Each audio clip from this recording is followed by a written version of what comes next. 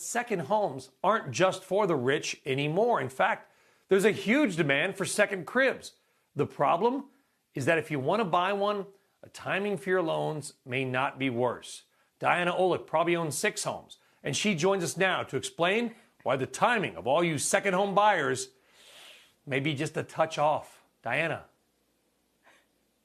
Just the one home, Brian, just the one I'm in right now. Look, starting this year, mortgage giants Fannie Mae and Freddie Mac put a 7% cap on the share of second home loans they'll buy. That's vacation homes or investor properties.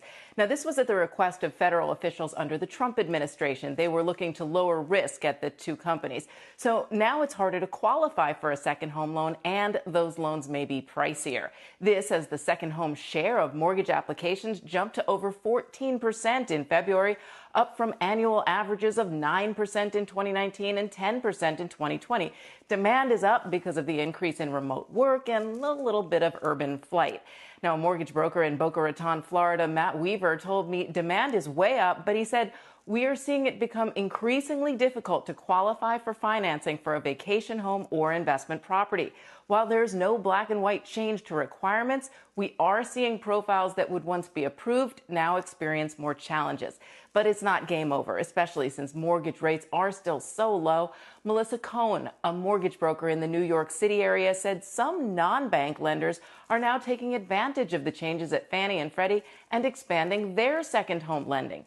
Banks got more restrictive in general during the pandemic, but over the course of the past 2 months, she said most banks have started to thaw and have reopened their lending to second homes and investment properties. She also noted that borrowers just have to get a little more creative, like opting for a 10-year ARM, which Fannie and Freddie don't do. That's fixed rate for 10 years. So there are options, Brian.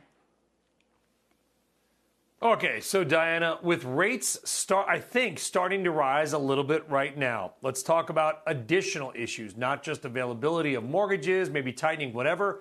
What is your crystal loan ball telling you about rates going forward? And aren't they higher for second homes sometimes just simply because of the nature of the house?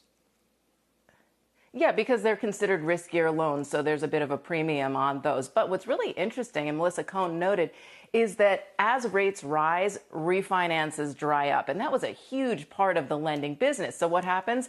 The mortgage lenders start to get more competitive with each other and start to offer some more deals on the other loans that they can get, which are the purchase loans. So even as rates inch up, and remember, we are still so historically low. I mean, I bought my first house at 9%, and I thought that was a good deal, and we're still around 3% on the 30-year fixed.